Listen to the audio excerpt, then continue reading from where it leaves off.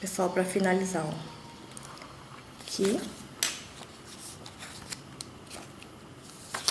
Vou ensinar vocês a dar um...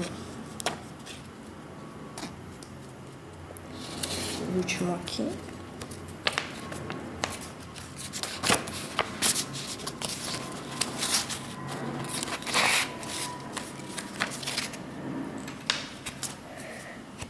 Então, ó, vamos entrar aqui.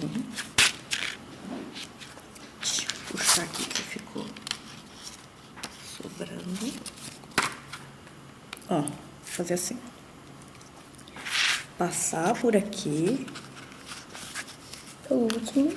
E passar a agulha aqui, ó. Mais uma vez. Passar por aqui. E aqui, ó. Eu vou cortar. Agora eu vou cortar. Aí aqui também, pode filmar. Vou ajudar com a agulha, ó. Passei por aqui. Dei ou não? Vou ajudar com a agulha. Por que você continua com a agulha? Porque aqui eu já tirei, ó. Eu vou dar o outro. É só cortar um pouquinho, porque ficou grande. Corta aqui. E aqui, ó. Agora nós vamos refilar. Aqui, ó. Ficou um pouco gordo, porque o mamãe me deu errado, mas não vai ficar assim, não. Você tem que puxar bem. Aqui, ó. Ficou um pouquinho tortinho. Bom, vamos refilar agora.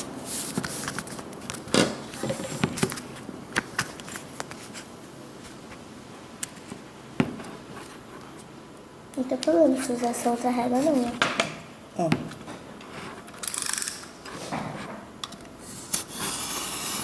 Ela vai cortar o...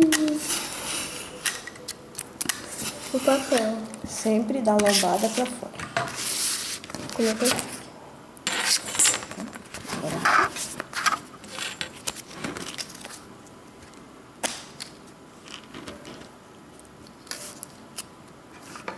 Dá lombada pra fora.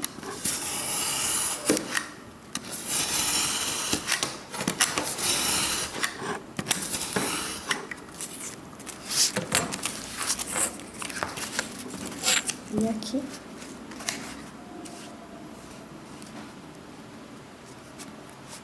Olha aqui.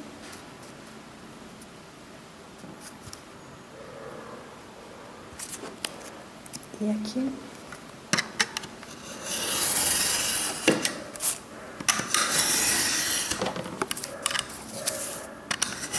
Vou tirando assim pra ficar mais fácil de cortar.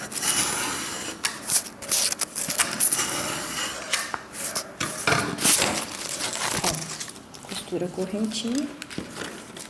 Costura correntinha. É isso, meninas. Espero que tenham gostado. Tchau!